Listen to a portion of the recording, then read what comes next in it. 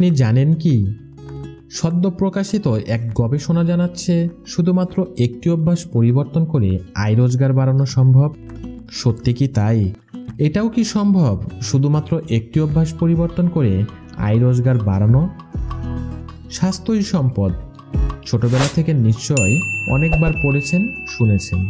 কথাটি যে পুরোপুরি সত্য তা ফের প্রমাণ হলো নতুন এক গবেষণায়। Clinical orthopaedics and other research এর সদ্য প্রকাশিত এক গবেষণায় উঠে এসেছে, সুস্বাস্থ্য মানে কেবল রোগবালাই থেকে দূরে থাকা নয়, সুস্বাস্থ্যর সঙ্গে বেশি আয় রোজগারের গভীর সম্পর্ক আছে। নিয়মিত ব্যায়ামের ফলে দীর্ঘদিন সুস্থ শরীরে বেঁচে থাকার সম্ভাবনা বেড়ে যায়। এছাড়া হার্ট অ্যাটাক, টাইপ 2 ডায়াবেটিস ও কয়েক ধরনের ক্যান্সারে আক্রান্ত হওয়ার ঝুঁকি কমে। এছাড়া দ্রুত বৃদ্ধ হওয়ার হারও কমে যায়। ফলে বয়স বাড়ার সঙ্গে সঙ্গে আপনি যেসব রোগ হাজির হয় সেসব সাময়িকভাবে ঠেকিয়ে রাখা সম্ভব। অন্যদিকে clinical orthopaedics and other research এর সদ্য প্রকাশিত এক গবেষণায় উঠে এসেছে, নিয়মিত ব্যায়ামের সঙ্গে সঙ্গে আয় রোজগারের সম্পর্কটাও নিবিড়। গবেষণাটি করেছেন যুক্তরাষ্ট্রের ন্যাশনাল হেলথ ইনস্টিটিউটের একটি বিশেষ শাখা।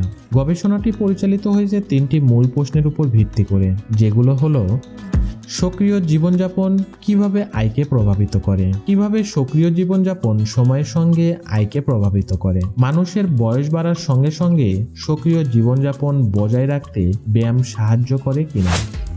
এসব প্রশ্নের উত্তর খুঁজে বের করার জন্য 50-এরও বেশি বয়সী 19,000 মার্কিনের উপর একটি জরিপ চালায় তারা। সক্রিয় জীবনযাপন সম্পর্কে তাদের প্রশ্ন করা হয় 5 ধাপে। যাদের নামের পাশে 5টির 5টিতেই সবুজ টিক চিহ্ন পড়েছে তারা সবচেয়ে বেশি ফিট, আর যাদের নামের পাশে একটিও টিক চিহ্ন পড়েনি তারা সবচেয়ে আনফিট। দেখা গেছে প্রতিটি ধাপে পিছিয়ে পড়া আনফিট ব্যক্তিদের বার্ষিক গড় আয় সমবয়সী ফিট ব্যক্তিদের তুলনায় $3,000 কম।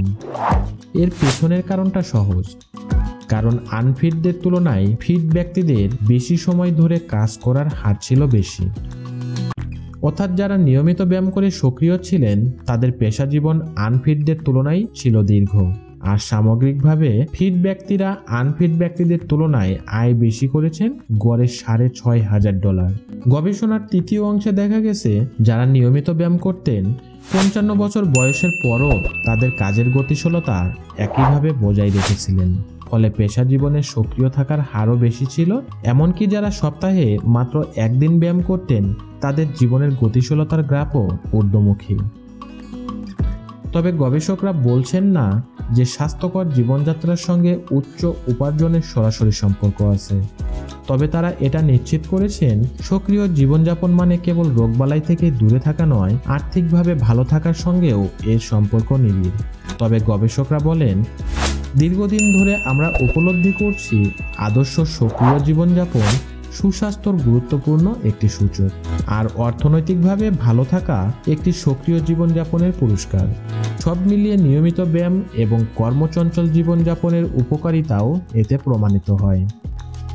তবে শেষ কথা হলো, স্বাস্থ্যকর এবং কর্মচঞ্চল জীবনযাপন করতে চাইলে সবার আগে একজন বিশেষজ্ঞের সঙ্গে কথা বলুন। আপনার বিভিন্ন দিক বিবেচনা নিয়ে ঠিক করে নিন কোন অনুশীলন আপনার জন্য প্রযোজ্য, তারপর তা নিয়মিত মেনে চলুন, পুরস্কার নিশ্চয়ই পাবেন।